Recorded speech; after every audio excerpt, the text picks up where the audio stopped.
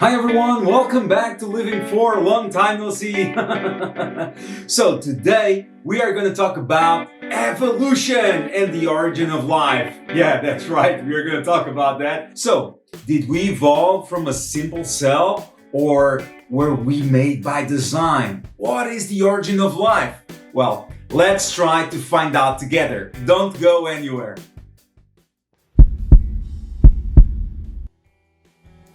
So let me just start by saying that I don't want to change anyone's mind or what they believe in. My objective here is to challenge you and to make you think and examine and explore all the things that we have around us. Try to question all the things that you think it's true.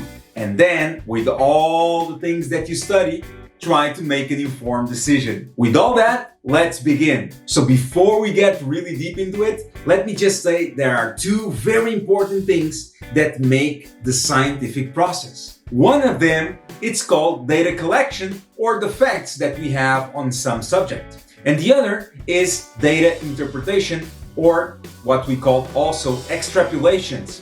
That's why we have a lot of facts with a lot of different theories behind them because of the extrapolations or the interpretations of the facts. So starting with evolution, most of the scientific community nowadays believe in what is called chemical evolution. And they believe that the process of life and the origin of life was made possible through this process. This type of evolution does not deny Darwin's evolution, but it does try to explain where did the first living cell came from.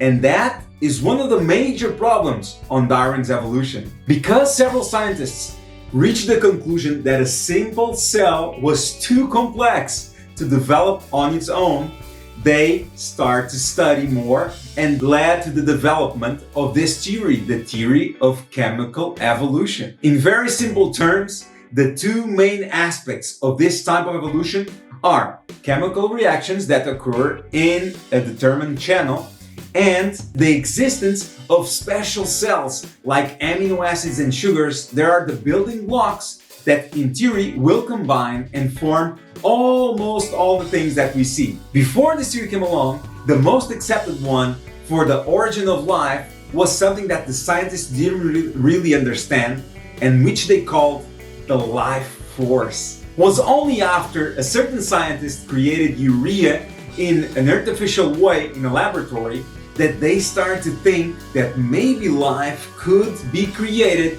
through chemical reactions. Most of the scientific community affirms that science has not been able to explain the origin of life in all its details. But they trust that researchers and developers are looking for new methods to prove that basic chemistry could give birth to living cells. Even with all this theory, some scientists still believe that some cells arrived on this planet through meteorites, but that doesn't really solve the problem of the origin of those same cells. So now, let's go to other scientists, because not all the scientific community believes in this theory.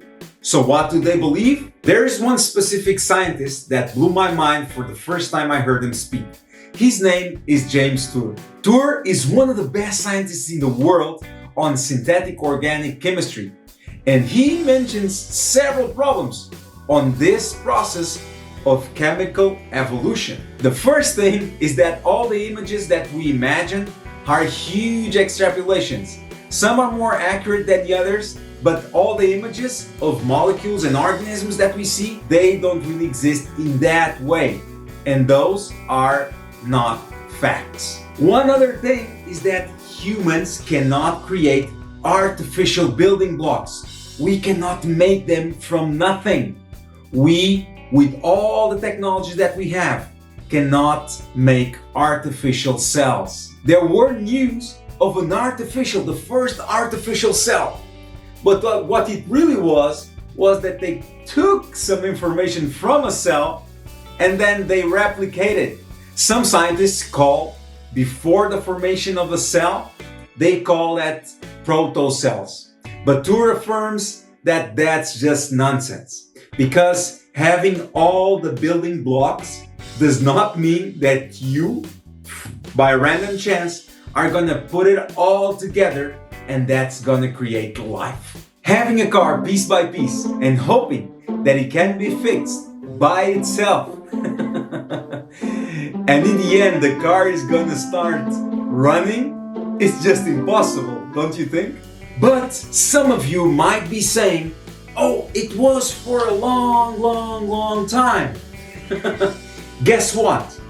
Tour also affirms that time is an enemy of chemical evolution. So this time factor that most scientists use to justify all these changes is in fact not a helper, because time is a destructive factor, because chemicals they deteriorate over time. Be it here or in any other planet, we'll always have to have the origin of the first living cell. Well, scientists don't know, people don't know, but the more we know about a simple cell that is not that simple, the more complex it is to justify the origin of life. With all this said, for those who believe the origin of life becomes simple, because the origin of life, it's God Himself. God is life since the beginning till the end. He's the creator and He's the sustainer. I know that is hard for some of you to imagine this. But the more we study, the more we see, the more we go deep into the scientific world, the more we realize the need of some superior being. So I challenge you, I invite you to study, to go deep into these studies. Not only the scientific ones, but if you can, study this God, study His Word, and you will, I know you will, be surprised with the amazing truths that His Word contains. This is my hope for you, and this is my invitation for you. If you like these things, like I do, I invite you to study and to share and to like this video for more content like this. Don't forget to comment down below if you agree or don't agree with me.